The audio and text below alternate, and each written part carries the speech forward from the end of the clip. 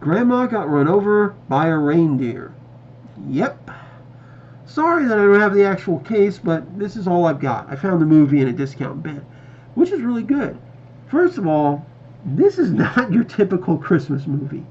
I mean, this is based on that old Grandma Got Run Over by a Reindeer. My grandmother hated that song. Oh, not that I blame her one bit. I mean, if you're a grandmother, that's the last thing you want to hear. I mean, it really is. It's the last thing you want to hear as a grandmother. But it's such a good movie. The movie has, dare I say it, a lot going for it. It's a really fun movie, and it works insanely well. And they really did a lot there. They really made this a good film, and it was so much fun. I mean, how can you not enjoy it? And it just gets better and better and better. Let me just say this. Yes, they did a very good job with this film. It's really wonderful. It's really well done. And it's just something you have to see to believe. They did a great job here. This movie builds on the song and uses it as its primary point. You actually see most of the stuff in the freaking movie that are actually related to the song. There's one point where they're like, and we begged her not to go. Please, we're begging. But she forgot her medication. She's literally pulling out a medication bottle and like, I forgot my medication. Oh, yeah. So, yeah, it just gets better. And a lot of people have covered this movie, too. Nostalgia Critic, sorry, the Nostalgia Critic did his own review on this movie, which is really funny to see. I actually found this one not even because of that. I just found it one day when I was going through Best Buys looking for, Christmas movies. And boom, there it is. It's literally right there. And I'm like, no way. What the hell, I'll try it out. It was worth every penny. I regret that one of my copies was actually stolen, so that's why I have this current one, because it was actually in the paper clamshell thing that you open up. Early Warner DVDs and Blu-rays and stuff. It was a lot of fun, though, to see. And it's a hilarious movie. I love it so much because of that. It's definitely a lot of fun. This is a good movie, by the way, to own and watch on every Christmas. I love the fact that they also added to the movie so much. It's got a lot of good voice actors. It just does so much. So much with so little. How can you ignore that? And I love the fact that it does the beats to the movie. And I think this would make a good live action one if you could extend it a little bit. And I love the fact that the actual singer of the song, the guy who wrote it, is not only providing the voice for one of the characters, the grandfather, but is also the narrator of the film. So that's really cool too. And I love the fact that at one point he's like, here in Everythingville, or city-owned, I can't remember the exact city's name. I think it's the City-Owned All Corporation, or Cityville. Yeah, Cityville, that was it. There was so much crap. They were showing the skyline. He's like, with my grandmother's store. And they get right between these two skyscrapers. And he's like, my grandmother's store? And then they finally pan down to this little store in between these two freaking skyscrapers. Kind of reminds me of a Batteries Not Included scene. But it gives you an idea.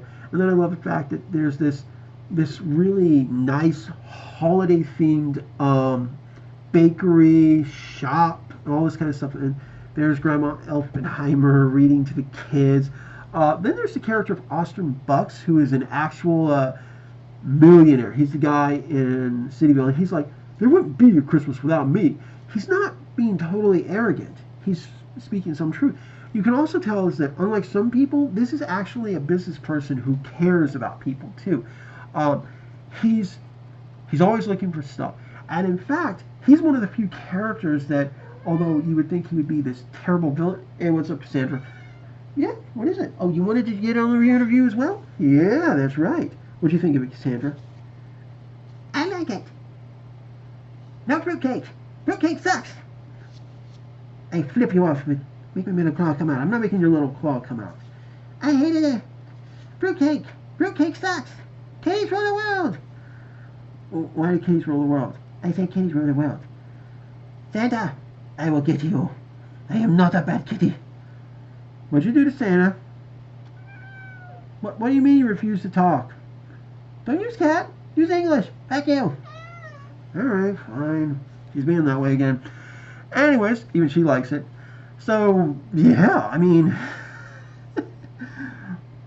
so yeah, there's the, and now she's rubbing. She's not gonna let me do this interview, is she? Oh, I gotta pet her.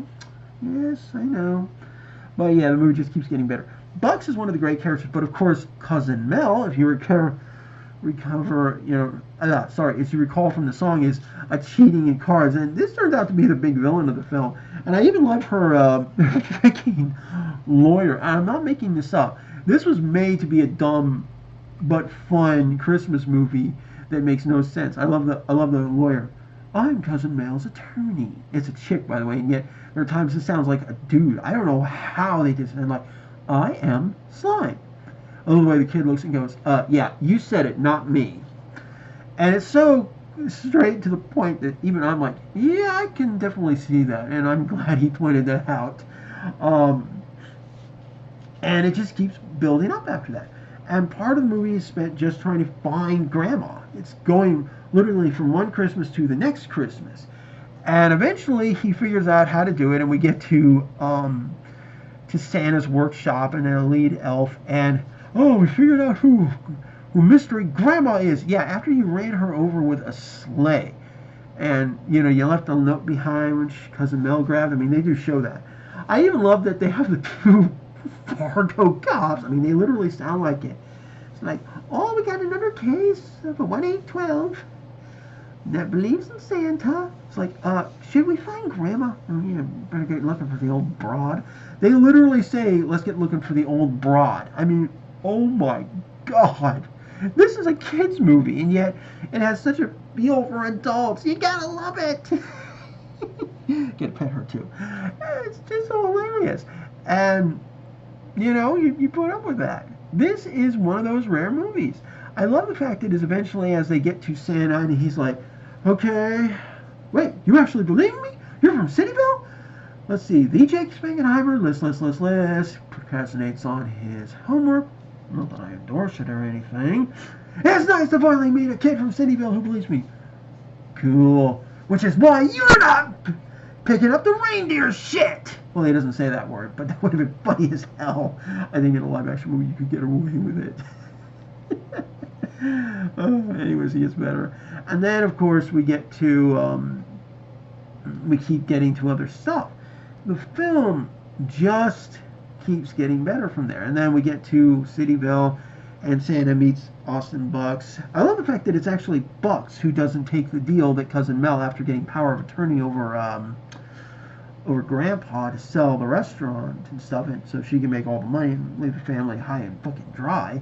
That Bucks is like, you got it, kid. 1 week, find Grandma. He actually gives the kid a week. He doesn't even like Cousin Mel. I mean, she's trying to be all, I'm a hot chick. I've got giant hips. My tits are huge. And I've got this great looking face. You got it, kid.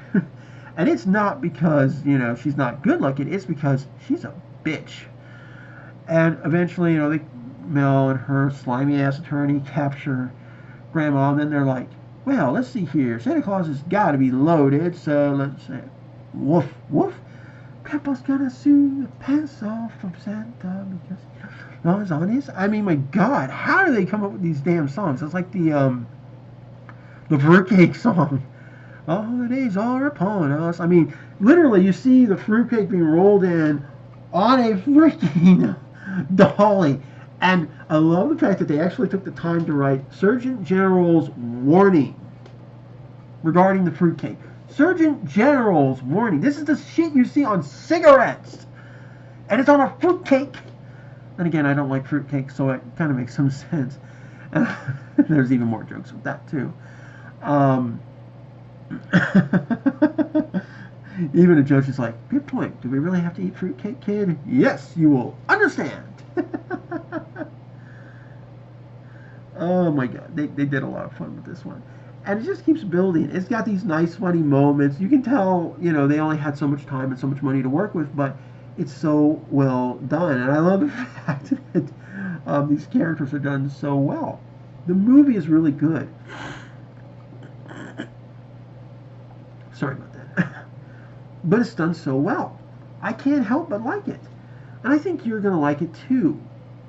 Now, Is it a perfect movie? No, it's not. But it's a damn good movie. It's a product of its budget and time, and it's actually pretty good on that one. So, what do I think of it? You're going to like it. I mean it too. You are going to like it. So, yeah.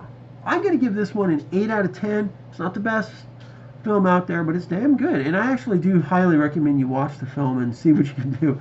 Also, the Nostalgia Critics review was a lot of funny because he actually did his own shit, his own little gags on it.